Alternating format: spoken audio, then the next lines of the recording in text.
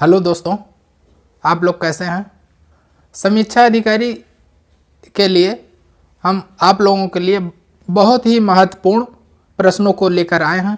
यदि आप इन प्रश्नों को तैयार करके 5 तारीख को जाएंगे तो आपको 100% सफलता अवश्य मिलेगी। तो आइए सबसे पहले देखते हैं कि सामान्य हिंदी का पहला पेपर है। इसमें एक अनेक शब्द के लिए एक शब्द। पहला क्वेश्चन है कि पैर से मस्तक तक के लिए एक शब्द क्या होता है। तो पाद से मस्तक तक के लिए एक शब्द होता है अपाद मस्तक। ये कई बार परीक्षाओं में पूछा जा चुका है। इस पे विशेष रूप से आप ध्यान दीजिए, बहुत ही इम्पॉर्टेंट है। दूसरा है, जो स्त्री सूर्य न देख सके उसे एक शब्द में क्या कहते हैं। तो उसे असूर्यपस्या कहते हैं। बेहद ही इम्पॉर्टेंट प्रश्न, ये कई बार जो परीक्षाओं में पूछा जा चुका है। हम उन्हीं प्रश्नों को बता रहे हैं जो परीक्षा में बार बार पूछे जाते हैं। जिसका कोई शत्रु न हो उसको एक शब्द में अजात शत्रु कहते हैं। बार बार परीक्षा में पूछा जाता है। जो मापा ना जा सके उसे अपरिमेय कहते हैं। जीतने की इच्छा को एक शब्द में जिगीसा कहा जाता है। जिगीसा, 4 विकल्प रहेगा, उसमें से एक यही सब जो सही है उसी को हम सही वाला विकल्प चुन के गोला भर देंगे। फिर आगे बढ़ते हैं। अगला प्रश्न है कि खर का पर्यायवाची है। तो खर जो है कहते हैं गधे को, तो खर जो है गधा का पर्यायवाची है। अगला प्रश्न, सिलीमुख जो पर्यायवाची है किसका, बाण का। आगे जो है अगला प्रश्न देखते हैं कि पतंग जो है किसका पर्यायवाची है। पतंग जो है नाव का पर्यायवाची है। अब आते हैं अगले प्रश्न पर। कूलंकषा पर्यायवाची है नदी का। बार बार जो परीक्षा में पूछा जाता है। झक पर्यायवाची है मछली का। बहुत ही इंपॉर्टेंट प्रश्न है। आविर्भाव का विलोम शब्द क्या होगा। तो आविर्भाव का जो विलोम शब्द तिरोभाव होता है। ठीक।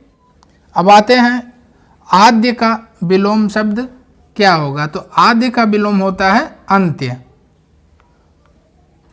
अगला है गरल का विलोम शब्द सुधा होता है। और स्तुत्य का विलोम निंद्य होता है। उद्धत का विलोम शब्द विनीत।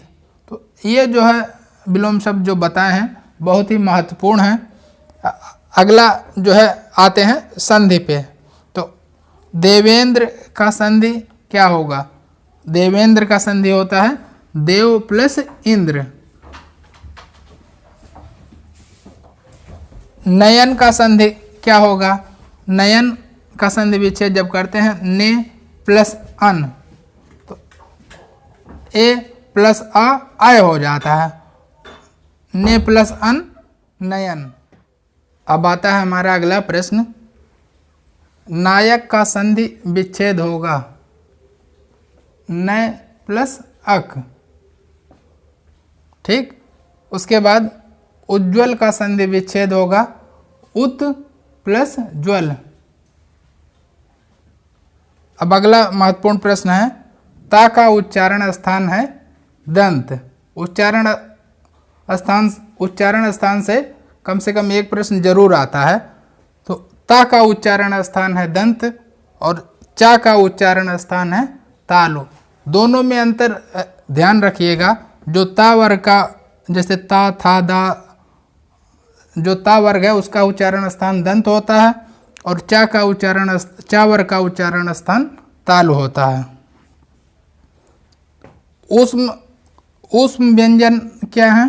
शा सा सा हा, ये ऊष्म व्यंजन है।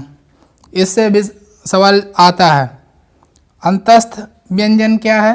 या, रा, ला, वा, ये अंतस्थ व्यंजन है। संयुक्त व्यंजन क्या है?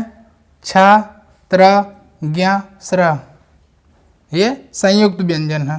तो ये जो 3 प्रश्न है, 3 क्या जो 5 प्रश्न है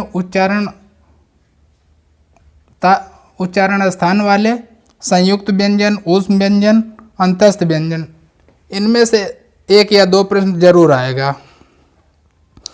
अंतिम प्रश्न है कि अटारी का होगा, अटारी का तत्सम होता है अट्टालिका।